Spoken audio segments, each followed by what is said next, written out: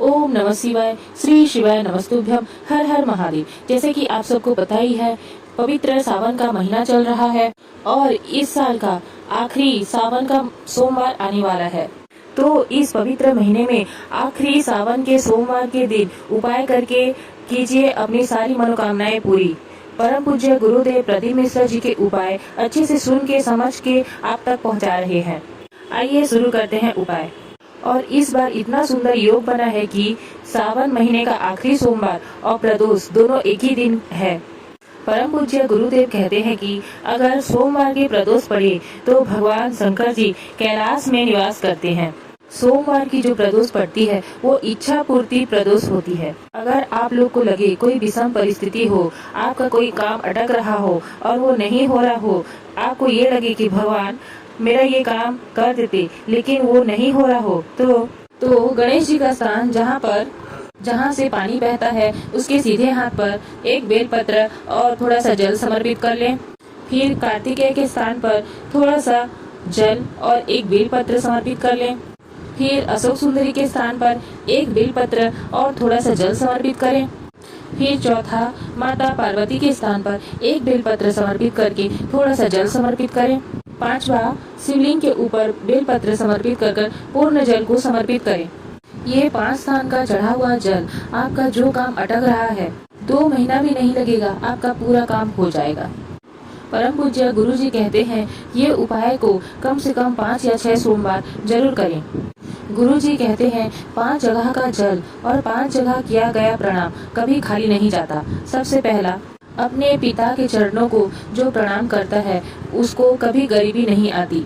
दूसरा, जो अपनी माता को प्रणाम करता है वो कभी बदनसीब नहीं होता। तीसरा, जो अपने भाई को प्रणाम करता है उसकी जिंदगी में कभी गम नहीं आती। चौथा, जो अपनी बहन को प्रणाम करता है उसका चरित्र कभी गंदा नहीं होता। पांचवा, जो अपने गुरु को प्रणाम करता है उसके जीवन में कभी कष्ट नहीं आता। ये है शिव तत्व। दूसरा उपाय, आप सबको तो पता ही है, भगवान शंकर जी का पूरा परिवार उनके शिवलिंग पर विराजमान है। शिवलिंग के जो जलाधारी है उसके बीच में जो स्थान है वो भगवान शंकर जी की बेटी अशोक सुंदरी का स्थान है। वहाँ पर आपको शहद की 7 बूंदी रखना है और शिवलिंग के पीछे का जो भाग है वहाँ आपको चंदन का लेपन करना है।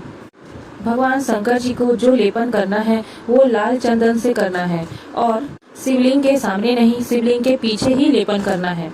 लेपन करने के बाद अशोक सुंदरी के स्थान पर शहद की 7 बूंदी रखना है और भगवान शंकर जी को कामना करके चंपेश्वर भगवान का नाम लेते हुए हाटकेश्वर महादेव का नाम लेकर बिंदी को लगाना है।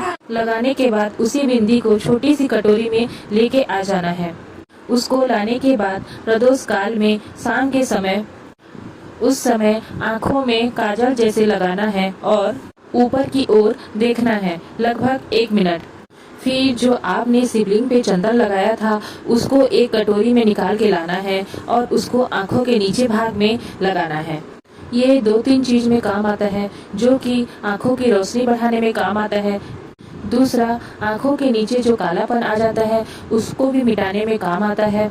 तीसरा, ये शहद महिलाओं को जब पीरियड आता है उस समय के लिए काम आता है। ये शहद को बस थोड़ा सा चाट लेने से ही पीरियड में आने वाले प्रॉब्लम भी दूर हो जाते हैं।